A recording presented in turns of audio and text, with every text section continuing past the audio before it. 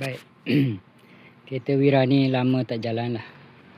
Dia punca dia adalah kerana starter dia kosong. Punca starter kosong tu adalah bahagian sini dia macam hijau-hijau. Tadi hijau-hijau, dia hijau macam sebelah sini tu. So, saya dah gosok ni bagi dia nampak tembaga dia. Bila nampak tembaga, baru di sini ni wire ni. Wire ni baru dia boleh dapat current pada starter ni. Nombor 30 ya. Mana tadi? Ni. Cara tanda. Nombor 30 tadi current tak dapat. Itu sebab starter tu kosong. Dia tak bagi ke wire starter. Ini wire starter ni. Saya tanda nombor 2 lah. Tapi wire starter nombor berapa? Nombor 87. Wire starter 87 tak silap saya tu. 87. Jadi 87 tak dapat current disebabkan kaki nombor 30 ni. Current tak ada supply dekat sini. Disebabkan ni dia wire dia. Wire dia korosif. Dia macam hijau je.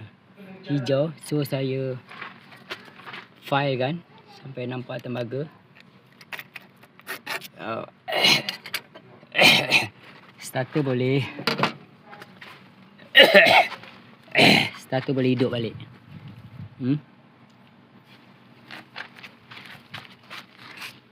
Ni saya start ya. Kalau tidak tadi kosong. Okey, hidup balik ya. Itu saja ya. Jadi kita kena cek, jangan tukar starter dulu.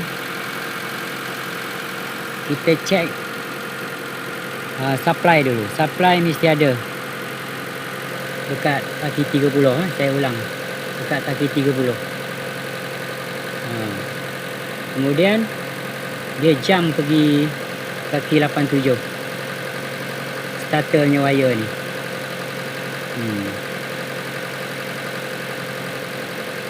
Nombor 3 memang ada current. Bila on kunci dia current, mungkin pergi tempat lain pun. Okey. Itu sajalah yang membuatkan kereta ni memang dia tersepuk lama tu, sampai setahun. Last owner dia fed up, jual dekat orang lain. Dalam RM1,000. Okey.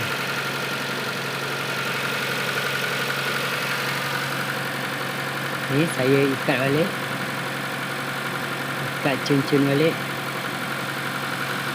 Kita pasang balik lah.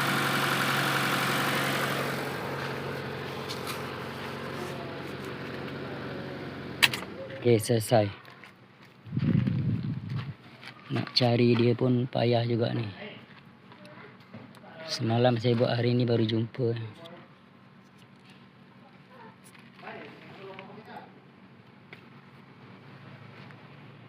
Okey.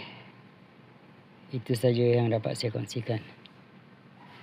Bye bye. Terima kasih.